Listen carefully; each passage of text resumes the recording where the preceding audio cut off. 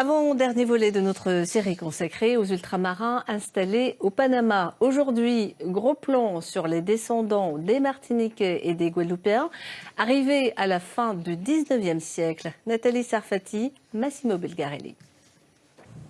Colonne, la ville afro-antillaise du Panama. C'est ici que se sont installés la plupart des Antillais venus participer à la construction du canal. Attirés par des promesses d'Eldorado, ils ont très vite été confrontés à une autre réalité, un pays pauvre où sévissaient les maladies et le racisme. On avait des gens qui viennent ici et qui, les Américains ne les traitent pas bien, les gens du pays, les Panaméens ne l'aiment pas, donc forcément il était totalement abandonné. Donc il avait décidé de venir ensemble et de fonder une société. Cette société, c'est la Fraternité. Créée en 1919, cette association d'aide aux Antillais a dû abandonner son siège, mais elle existe toujours, présidée par Leonardo. Originaire de la Guadeloupe, il poursuit les activités de la Fraternité avec la communauté antillaise du Panama, essentiellement composée d'originaires de Martinique. Il nous emmène voir l'un des doyens, Clément Garnes, 97 ans. C'est sa fille Clarissa qui nous reçoit. Oui, bienvenue chez nous. Merci. Papa, c'est la photo de ma grand-mère, ta mère. La mère de Clément Garnes a quitté la Martinique pendant la construction du canal. En voyant son portrait, le vieil homme est submergé par l'émotion. Les souvenirs reviennent malgré son Alzheimer. Il se rappelle que sa mère évoquait souvent la Martinique.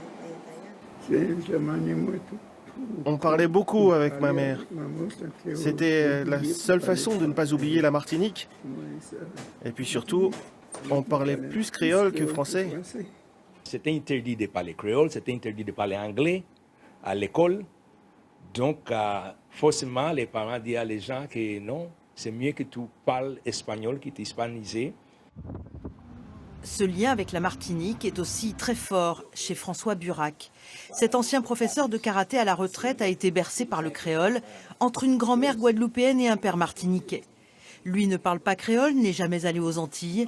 Il n'a qu'une idée en tête, pouvoir s'y rendre avant de mourir. Quelque chose en moi me dit que je dois y aller, rendre visite à la famille de ma grand-mère et à la famille de mon père. Je me sens à 99% français. Les Antillais du Panama sont tous très attachés à leurs racines.